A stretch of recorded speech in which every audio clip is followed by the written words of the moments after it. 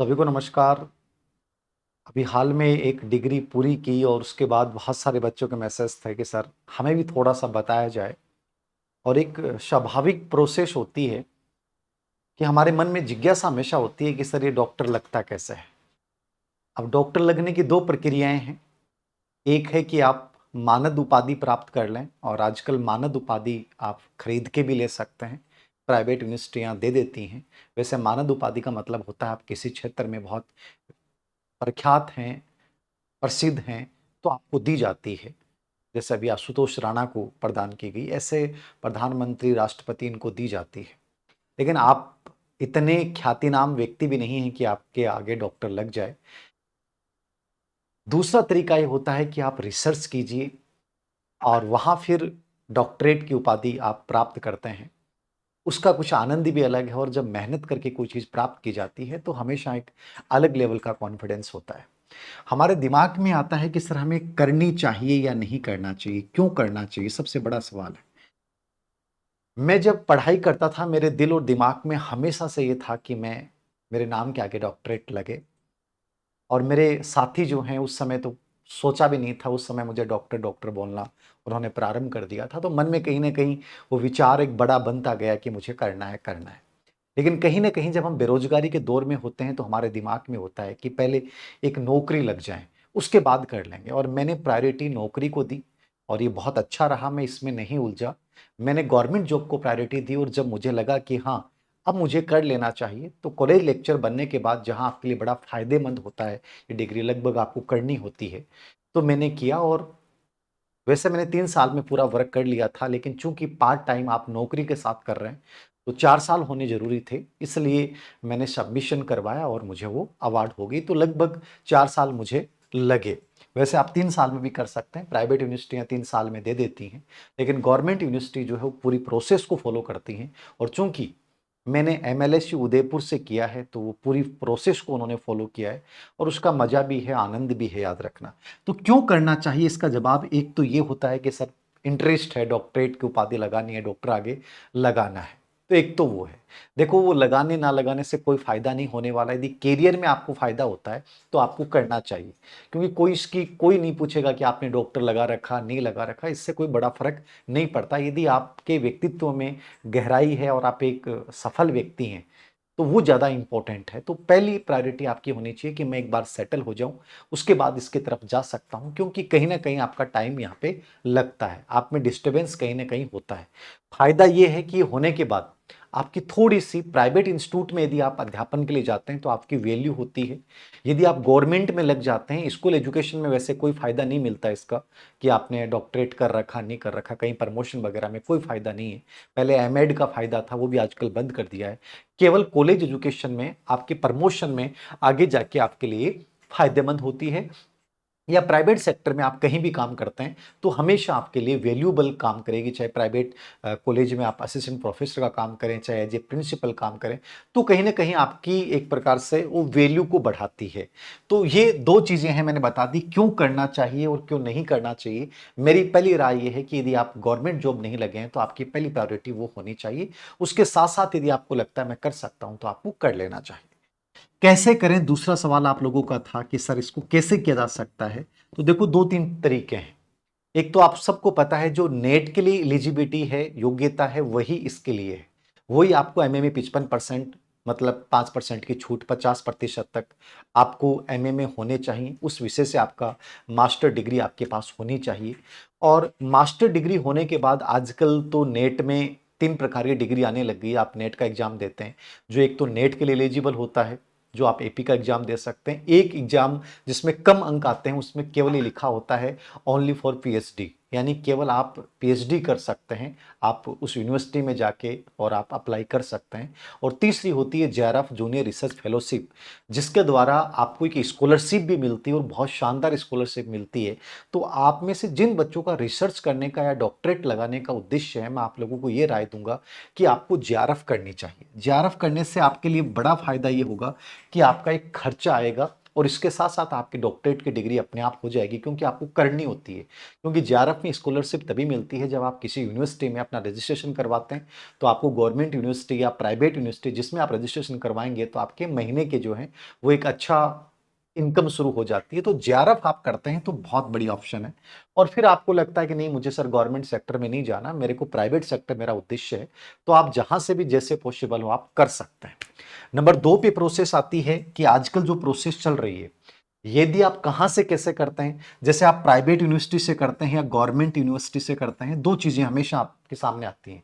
मैं जब नौकरी लगा तो प्राइवेट यूनिवर्सिटी से कर सकता था और मुझे 2 साल, ढाई साल में डिग्री मिल जाती। लेकिन मेरे दिमाग में हमेशा ये था कि न्यूज़ पढ़ते रहते हैं कि इस प्राइवेट यूनिवर्सिटी की मान्यता रद्द, ये मान्यता रद्द। तो दिमाग में था कि चाहे समय लग जाए, मैं करूँगा गवर्नमेंट यूनिवर्सिटी से। और एक ये भी होता है कि आपको थोड़ी-सी वैल्यू ज़्यादा मिलती है कि आपने गवर्नमेंट यूनिवर्सिटी से किया है। तो एक वैलिड प्रमाण पत्र सा लगता है। प्राइवेट यूनिवर्सिटी से आजकल हर कोई कर लेता है और वहाँ वो पूरे मानक जो हैं, जो एज़ इट इज़ जो गवर्नमेंट यूनिवर्सिटियाँ फ़ॉलो करती हैं, वो लगभग नहीं करते हैं। आपको पैसे देने होते हैं, पैसे देने के बाद जो है, वो सब प्रोसेस बड़े आसानी से हो जाती हैं। तो सर कहाँ से कैसे करें? यदि आपको ईज़ी वे में करनी है, तो आप कोई भी प्राइवेट यूनिवर्सिटी से कर लीजिए। एक बार उसकी मान्यता ज़रूर चेक कर लीजिए कि कहीं वो वैलिड है कि नहीं है। कई बार ऐसा होता है, कई नाम होते हैं, जो बाद में पता चलता है कि वैलिड ही नहीं है। तो कम से कम उसकी रिलायबिलिटी ज़रूर चेक कीजिए कि यूजीसी के मानक के अनुसार ये मान्यता प्राप्त संस्थान है और वहाँ से मुझे करना चाहिए। कुछ प्राइवेट यूनिवर्सिटियाँ बहुत बढ़िया हैं, समझ रहे हैं आप? जैसे मैनेजमेंट में है या अ, वैसे भी बहुत, जैसे मणिपाल है, तो मणिपाल की वैल्यू है प्राइवेट में। बाकी प्राइवेट की इतनी वैल्यू नहीं होती, लेकिन जो टॉप लेवल के संस्थान हैं, उनकी वैल्यू हमेशा रहती है और वहाँ से भी आप करते हैं तो आपको फ़ायदा मिलेगा। तो ऐसा नहीं है कि प्राइवेट से नहीं करना चाहिए, आपको कहाँ से ईज़ी लगता है वो चीज़ें कर लें। यद्यपि इनमें आप बिना एंट्रेंस के भी आप दे सकते हैं या नॉर्मल एंट्रेंस ये लोग लेते हैं, केवल इंटरव्यू बेस के ऊपर आपका एडमिशन हो जाएगा। आपकी फीस आपसे अच्छी खासी ली जाएगी, हर चीज़ के नाम पे आपसे पैसे लिए जाएँगे। गवर्नमेंट यूनिवर्सिटी से आप करते हैं तो इनकी सिंपल सी प्रोसेस है, जैसे कि नेट का एग्जाम होता है वैसे ही इनका एक एंट्रेंस एग्जाम होता है जिसका वेटेज 70% होता है। उसमें आपके कितने नंबर आए प्लस 30% वेटेज जो होता है वो इनका इंटरव्यू का होता है। इंटरव्यू में भी कई चीज़ें देखी जाती हैं, आपका एक्सपीरियंस के नंबर होते हैं, आपके जेआरएफ या नेट के नंबर होते हैं, आपकी कोई रिसर्च, आपने कोई आपका प्रकाशित हुआ है पेपर तो उसके भी एक नंबर होते हैं और प्लस आपके नॉलेज से रिलेवेंट, आपके रिसर्च से रिलेवेंट पर्सन पूछे जाते हैं, उसके आधार पे आपका सिलेक्शन होता है। मतलब यहाँ पूरी प्रक्रिया पारदर्शी होती है और उसमें जो मेरिट में आप आते हैं उसके बाद आपको आपका चयन किया जाता है। तो गवर्नमेंट यूनिवर्सिटी की प्रोसेस थोड़ी सी हार्ड लगेगी, आपको आसान नहीं लगेगी, लेकिन जिंदगी भर कभी आपको ये नहीं रहेगा कि हाँ अच्छी यूनिवर्सिटी से किए कोई डर नहीं है।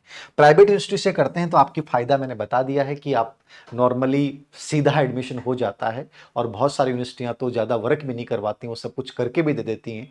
वो उस यूनिवर्सिटी पर डिपेंड करता है। कुछ प्राइवेट यूनिवर्सिटी अच्छी भी हैं जहाँ आपको वर्क करना पड़ता है, सब चीज़ें करनी पड़ती है, तो वो आप अपने अकॉर्डिंग तय कर लीजिए।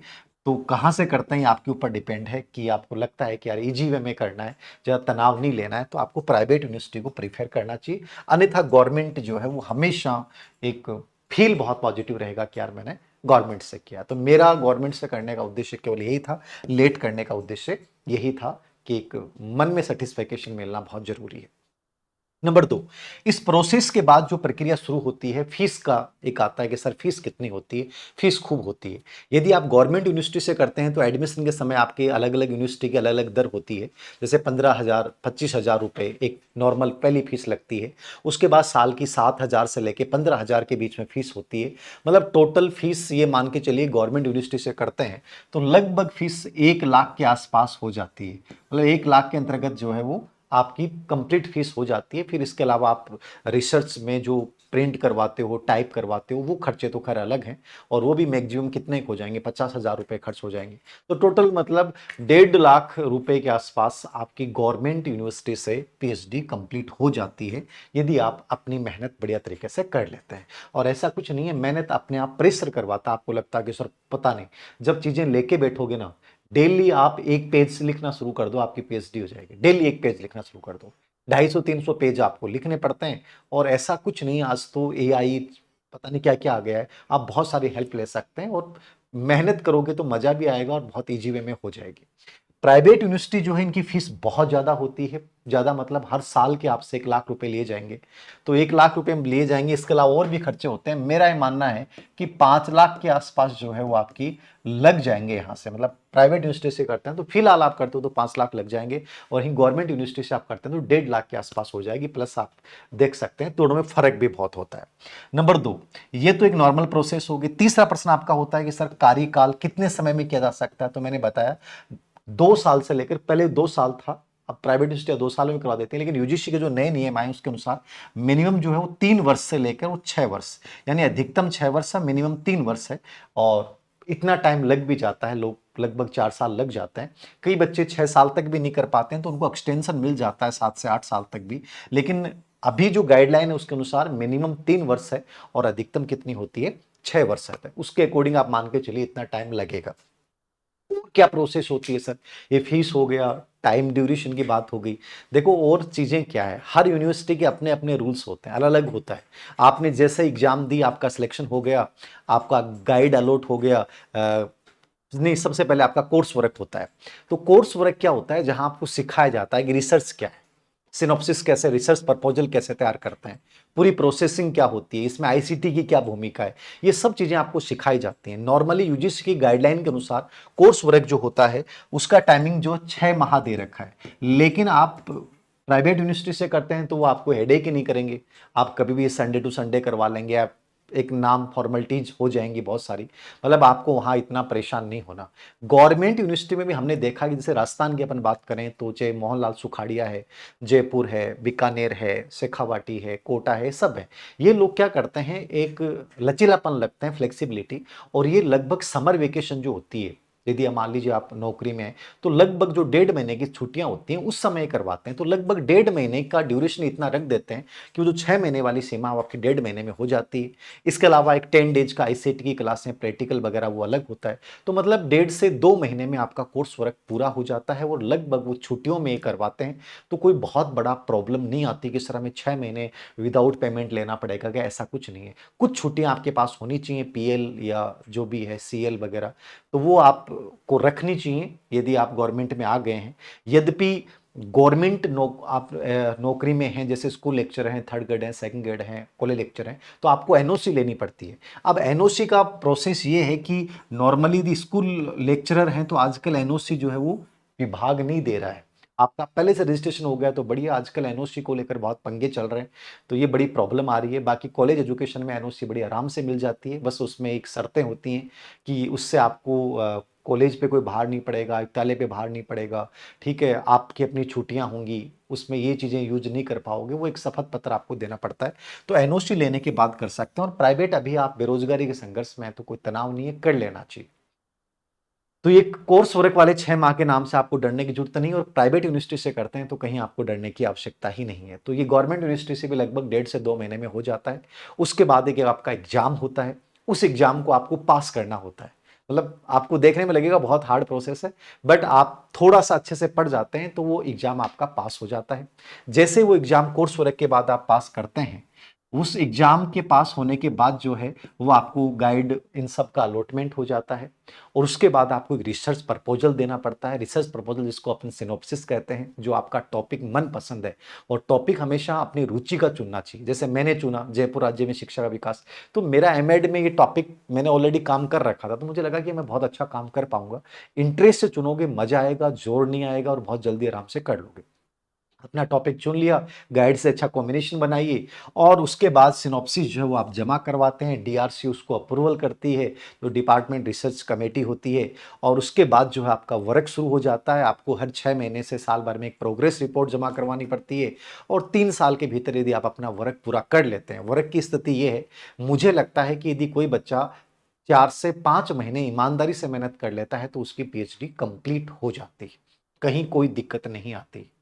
और लास्ट में जाके जो आपकी प्रोसेस है वो यही है कि जैसे ही आप थीसिस तैयार कर लेते हैं, पहले रिव्यू ऑफ लिटरेचर होता है, वो प्रस्तुत करना पड़ता है, वो डीआरसी के सामने प्रस्तुत करो, ठीक है, उसका अप्रूवल होता है, पहले सिनॉप्सिस अप्रूवल, फिर आरओएल का अप्रूवल, उसके बाद आपका थीसिस जो है उसको आपको प्रेजेंट करना पड़ता है, उसमें जो कमियां होती हैं वो लोग बताते हैं, फिर उनमें सुधार करके दोबारा प्रेजेंट करो, फिर इंटरनल कमेटी जो भी आपका गाइड है, जो डिपार्टमेंट है, वो चेक करता है, और उसके बाद उस थीसिस को एक प्रकार से नो ऑब्जेक्शन लगा के आपको वापस सौंप दिया जाता है। फिर आपको भेजनी पड़ती है, जमा करवानी पड़ती हैं उसकी कॉपियाँ। कोई 4 कॉपी करवा देता है, कोई 2 कॉपी मांगता है, कोई 5 मांगता है। नॉर्मली 2 कॉपी बाहर जाती हैं, 1 कॉपी डिपार्टमेंट में रहती है, 1 कॉपी आपको गाइड को देनी पड़ती है, 1 या 2 कॉपी आप अपने पास रख सकते हैं। वो 2 कॉपियाँ बाहर एक्सटर्नल को जाती हैं, एक्सटर्नल जो हैं उनको चेक करके बताते हैं कि सही है कि नहीं है। उनसे अप्रूवल होने के बाद आपका वाइवा होता है, और वाइवा जो होता है वो एक प्रकार से वैसे फॉर्मेलिटी है, लेकिन उसमें हो जाता है जो भी आपसे ओपन सेशन होता है, सवाल पूछे जाते हैं, आपने क्या किया, कैसे किया, और एक एक सवाल का आपको जवाब देना पड़ता है, और उसी दिन आपको एक प्रकार से पीएचडी अवार्ड हो जाती है। तो ये कंप्लीट एक प्रोसेस है। जो मैंने जो चीज़ें बताई हैं उसमें थोड़ा बहुत ऊपर नीचे हो सकता है कि हर यूनिवर्सिटी के अपने रूल रेगुलेशन है। काम की बात यह है कि सर मुझे करनी चाहिए, यदि आपका इंटरेस्ट है तो 100% कीजिए। आपको लगता है कि नहीं सर मुझे वैलिड करनी है तो गवर्नमेंट यूनिवर्सिटी से कीजिए, फीस भी कम लगेगी और मन में संतुष्टि भी रहेगी। बहुत पैनिक होने की आवश्यकता नहीं है, चीज़ें हो जाएंगी करोगे तो, और नहीं करोगे तो चीज़ें पहाड़ बन जाती हैं। तो ये मेरे अकॉर्डिंग वो चीज़ें हैं जो आपको जाननी चाहिए। इन फ्यूचर हमेशा इन डिग्रियों की वैल्यू रहती है, और प्राइवेट सेक्टर में भी आप यदि पीएचडी कर रखी है तो आपको एक अच्छा खासा वेतनमान मिल जाता है। आजकल विद्या संबल योजना में लगाए जाते हैं, उनमें जो पीएचडी किए होते हैं उनका तुरंत हो जाता है, बाकी का नहीं होता है, तो उनके एक अपने नंबर होते हैं। तो आप में से जिन बच्चों को इंटरेस्ट है डॉक्टरेट लगाने की, डॉक्टर लगाने का, वो जरूर कीजिए। और बाकी कोई और आपके मन में कोई चीज़ हो कि सर ये चीज़ क्या है, तो आप पूछ लीजिएगा। मेरे अकॉर्डिंग लगभग चीज़ें मैंने बहुत शॉर्ट एंड स्वीट बताई हैं, बहुत ज़्यादा डिटेल में इनको नहीं बताया, क्योंकि ये जो चीज़ें हैं वही हैं। और जैसे आप सामना करोगे तो जाओगे तो ऑटोमेटिक चीज़ें अपने आप सीख जाओगे। पहले से कोई एक माइंड में कोई चीज मत बनाओ कि पता नहीं क्या पहाड़ होता है। घुसते हैं ना, तो वो जो अंधकार है वो अपने आप हटता जाता है और बड़ा आसान लगने लग जाता है, और एक दिन डॉक्टर आपके लग जाता है। तो आप सभी को जो पीएचडी करना चाहते हैं उनके लिए कुछ बातें थी। निश्चित रूप से मुझे लगता है कि आपके समझ में आ गई होगी कि मुझे क्या करना है और कैसे करना है। Thank you very much.